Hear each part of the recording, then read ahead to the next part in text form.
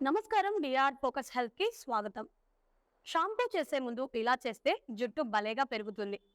ప్రతి ఒక్కరికి జుట్టు అందంగా, ఒత్తుగా, నల్లగా ఉండాలని కోరుకొని వారుండరు.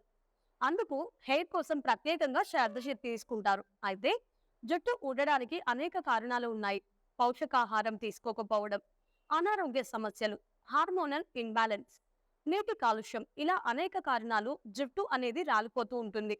జుట్టు రాలిపోతూ ఉంటూ మానసికంగా కూడా ఒత్తిడికి గురవుతూ ఉంటారు. దీన్ని ఖరీదైన షాంపూలతో పాటు సెలూన్స్ కి వెళ్లి హెయిర్ కేర్ తీసుకుంటూ ఉంటారు.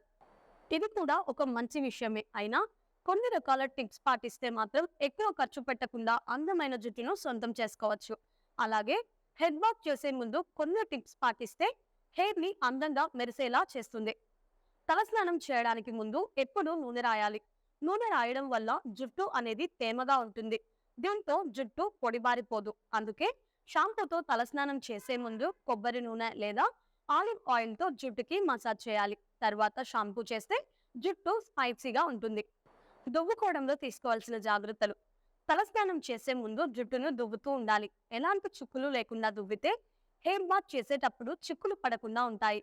సన్నగా ఉండే దువ్వెనతో కాకుండా కాస్త వెడల్పుగా ఉండే పండ్ల దువ్వెనతో జుట్టును బాగా దువ్వుకోవాలి. ఇలా చేస్తే జుట్టు రాలడం తగ్గుతుంది. గోరువెచ్చని నీరు: తలస్నానం చేసే ముందు షాంపూని నేరుగా తలపై పెట్టకుండా ముందు గోరువెచ్చని నీటితో లేదా చల్లని నీటితో తలను మొత్తం తడపాలి. షాంపూను నేరుగా వాడకూడదు. చాలా మంది షాంపూను నేరుగా తలపై రాస్తారు. ఇలా కాకుండా మీరు తీసుకునే షాంపూని కొద్దిగా మగ్గులో వేసి వాటర్తో వేసి నురగా వచ్చేలా చేయాలి. ఇలా తలస్నానం చేసే జుట్టు సిల్కీగా ఉండడమే కాకుండా పొడి బారకుండా సాఫ్ట్ గా ఉంటుంది. షాంపూని తక్కువగా వాడాలి.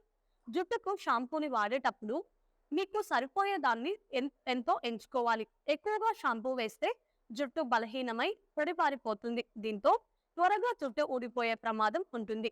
తలకు షాంపూ నురగ పోయేంత వరకు నీటితో క్లీన్ చేయాలి. గుర్తుంచుకోండి. చూసారు కదా ఫ్రెండ్స్, ఈ వీడియో మీకు నచ్చినట్లయితే లైక్ చేయండి. మరిన్ని లేటెస్ట్ హెల్త్ టిప్స్ కోసం వెంటనే మన ఛానల్ ని సబ్స్క్రైబ్ చేసుకోండి. ఈ వీడియోపై మీ అభిప్రాయాన్ని కామెంట్ రూపంలో తెలియజేయండి.